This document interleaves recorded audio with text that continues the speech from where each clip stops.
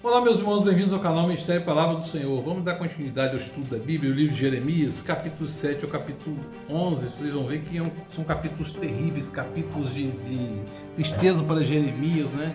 Que estava frustrado e estava profetizando contra o próprio povo, né? Vocês vão perceber toda a tensão e toda a tristeza e as coisas terríveis. Eu considero o livro de Jeremias um livro mais dramático e, de certa forma, violento nesse sentido. O capítulo 7 vai falar da inutilidade da falsa religião. Esta é a palavra que veio a Jeremias de paz do Senhor. Fique junto à porta do templo do Senhor e proclame esta mensagem. Ouçam a palavra do Senhor, todos vocês, Judá, que atravessam essas portas para adorar o Senhor. Assim diz o Senhor dos Exércitos, Deus de Israel. Corrijam as suas condutas e as suas ações, e eu os farei habitar neste lugar. Não confie nas palavras enganosas que diz este é o templo do Senhor. Mas se você realmente corrigirem a sua conduta e suas ações, de fato tratarem uns aos outros com justiça, não oprimir o estrangeiro, o órfão e o viúvo, não derramarem sangue neste lugar, eu farei você habitar na terra que dei aos seus antepassados, desde a antiguidade para sempre. Mas vejam vocês confiam em palavras enganosas. E aqui, meu irmão, minha irmã, está falando do que Tiago fala, o que fala da própria lei, né? A verdadeira imaculada religião é amar órfãos, viúvos e necessitados, né? E a idolatria gera isso tudo, iniquidade, perversão. Judá foi chamado de traidora, a Síria foi chamada de traidora, comparado, primos, parentes de Sodoma e Gomorra. Foi chamado de prostituta. E isso é uma coisa terrível. E você vê que nos dias de hoje ainda, a gente vê muito dessas coisas. E a gente tem que entender uma coisa, a questão do jejum está inserida nesse contexto aqui.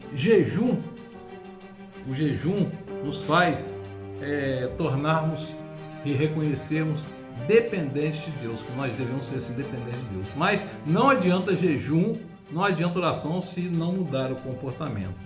Isso é transformação, é metanoia que o Evangelho traz e que a palavra de Deus traz. Então, o jejum na nossa vida deve ser todo dia, jejum a fim de evitar as nossas mazelas, evitar os nossos pecados. E a gente sabe que é pecador o tempo todo, né? E aí vai falar, portanto, vocês vão agora estilar o meu lugar de adoração, onde fiz primeiro uma habitação em honra ao meu nome. E vejam o que lhe fiz por causa da impiedade de Israel, meu povo. Você vê que apesar da separação lá de Jeroboão, Israel do norte com Judá e Benjamim, e Deus considera tanto Israel do norte como Israel do sul, Judá, o povo dele. Então, para ele é um povo só, né? Expulsarei vocês da minha presença, como fiz com todos os seus compatriotas, o povo de Efraim. E você, Jeremias, e aqui Deus fala duramente com Jeremias, para não pedir, não orar, não implorar por aquele povo. Não ore por esse povo, não faça súplica ou pedidos em favor dele, nem interceda junto a mim. Pois não virei, não vê o que estão fazendo na cidade de Judá e na rua de Jerusalém? Ainda fala aqui nesse capítulo sobre o Vale da Matança, que construiu lá um altar em adoração a Moloque e sacrificavam os próprios filhos lá. Que coisa terrível isso, né? O capítulo 8, naquele tempo, quer dizer, quando chegar aquele tempo, né, declara o Senhor, os ossos dos reis, dos líderes de Judá, os ossos sacerdotes, dos profetas, os ossos do povo de Jerusalém serão retirados dos seus túmulos, serão expostos ao sol e à lua e a todos os astros do céu que eles amaram, os quais prestaram culto e os quais seguiram. E aqui, meu irmão, está mostrando aqui como vai ser indigno tudo ali, os túmulos violados colocados lá, para ver se os ossos daquele povo que estava morto vai adorar os ídolos mudos ou vão ser reconstruídos pelos ídolos mudos dos corpos. É uma coisa terrível isso aqui. E mostrar ao povo a desintegração, e aqui precisa prestar atenção nisso aqui, mostrar ao povo também a desintegração dos restos mortais, que é o que sobra da carne, são os restos mortais. O que vivifica é o espírito. A nossa vida, ela é uma preparação para outra vida. Não é? E aí, o Senhor vai jogar em rosto os pecados, o pecado do povo e o seu castigo. Diga a eles assim diz o Senhor, quando os homens caem não se levantam mais, quando alguém se desvia do caminho não retorna a ele, por que então será que esse povo se desviou? Por que Jerusalém persiste em desviar-se? Eles apegam-se ao engano e recusam-se a voltar. Ninguém se arrepende de sua maldade e diz, que foi que eu fiz? O povo é de dura serviço, né? Deus chama, protege, perdoa, e o povo não se arrepende. É uma questão de arrependimento. O que faz a diferença é arrependimento e oração. Pecar, a gente vai sempre pecar, mas arrependimento e oração. Como vocês podem dizer somos sábios, pois temos a lei do Senhor, quando na verdade apenas mentirosa do Escrito transformou em mentira. Dizendo que a lei foi transformada em mentira segundo a interpretação. Eu preciso, da mesma forma, vocês conhecer a Bíblia, estudar a Bíblia, para não colocar coisas que não tem na Bíblia. Eu preciso entender a teologia necessária. Entender o que está escrito aqui para dizer que está escrito. Não está escrito. Preciso entender e conhecer e buscar a iluminação do Espírito Santo. O ato profético de pregar a palavra iluminado pelo Espírito Santo. Que a lei é boa, mas o povo perverteu. Né? O capítulo 9 fala assim, olha que coisa terrível. E aí vocês vão entender o sofrimento de Jeremias. Se minha cabeça fosse uma fonte d'água, meus olhos um manancial de lágrimas, eu choraria noite e dia pelos mortos do meu povo. Se houvesse um alojamento para mim no deserto, para que eu pudesse deixar o meu povo. Estão percebendo o tom lírico, o tom poético dessa passagem? E afastar-me dele. São todos adúlteros, um bando de traidores. A língua deles é como um arco pronto para atirar. E a falsidade não é a verdade que prevalece nessa terra. Isso aqui Jeremias está falando e está lamentando. Vontade de sair, de esconder do povo. De opressão em opressão, de engano em engano, eles recusam a reconhecer-me, declara o Senhor. Aqui já é Deus falando. Falando que o povo não reconhece Jeremias sofrendo lá. Né? Chorarei, plantearei, me lamentarei pelos montes por causa das pastagens, das estepes, pois estão abandonadas, ninguém mais as percorre. E aí Deus fala a seguinte coisa: farei de Jerusalém um amontoado de ruína, uma habitação de chacais, devastarei a cidade de Judá até não restar nenhum morador. Foi o que aconteceu, né? Levou todo o povo para o cativeiro babilônico, todo o povo, ficou 70 anos lá, né? E Deus avisou sempre, né? E continua, vem chegando os dias, declara o Senhor, em que castigarei todos os que são circuncidados apenas no corpo, como também o Egito, Judá e Edom, Moabe, Amon, e todos que rapam a cabeça e vivem no deserto, porque todas as nações são incircuncisas, e a comunidade de Israel tem um coração obstinado. Então, meu irmão, está comparando as nações que raspam a cabeça, que são nações pagãs, com Israel e com Judá. E aí vem aquela questão da circuncisão do coração, tirar de lá o coração de pedra, que se baseia na lei, né? Que diz que a letra mata, mas que mata é a letra da lei, que pune não pode salvar. Mas aqui estão comparando, e é a mesma coisa do jejum. Adianta fazer jejum se persistir e continuar no mesmo erro? Não adianta, é um coração incircunciso, né? A gente tem que se arrepender tudo. E a gente, na verdade, a gente deve falar uma coisa muito séria: miserável homem que somos. Eu declaro isso, miserável homem que sou, pecador.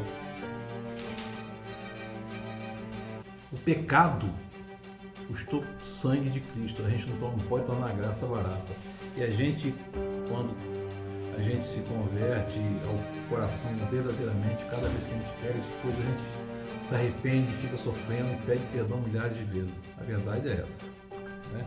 Mas o Espírito vivifica e traz alegria ao nosso coração.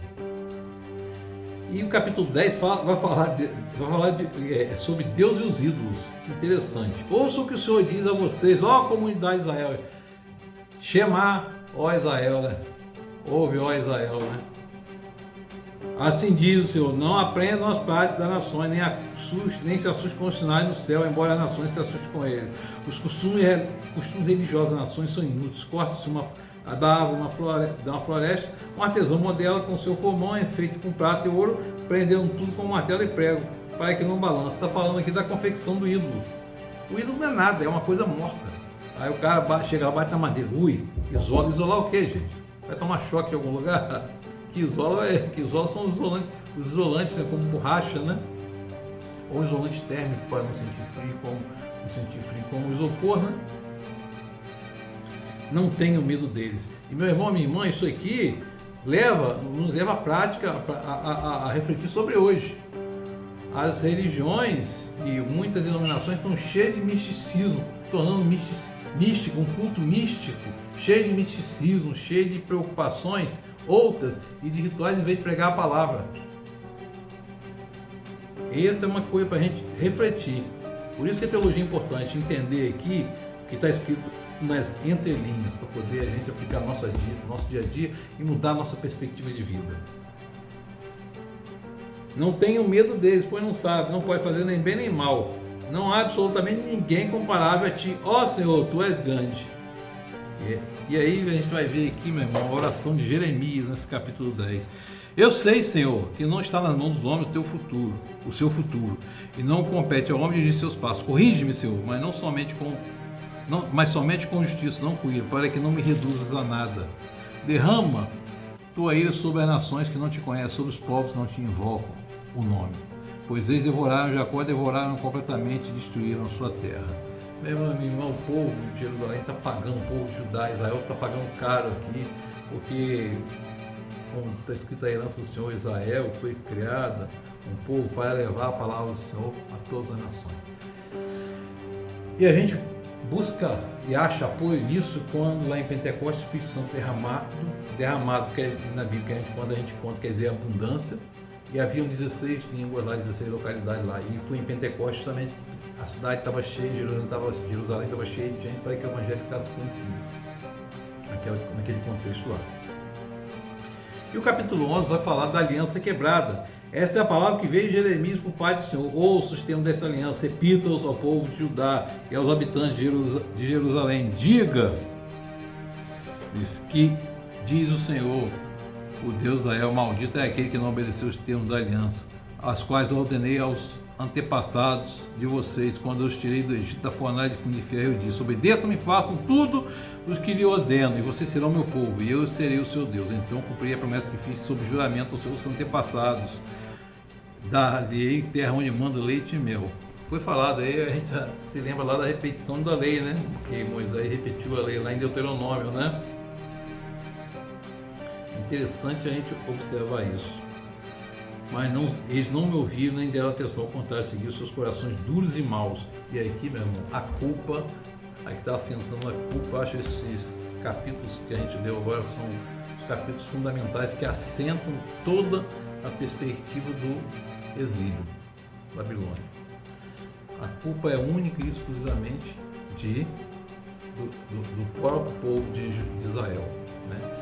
Meu irmão, minha irmã, que o Espírito Santo de Deus esteja sobre nós, nos confortando, nos consolando e nos confrontando sempre, para que a gente se sinta incomodado e siga sempre o caminho do Senhor. Deus nos abençoe.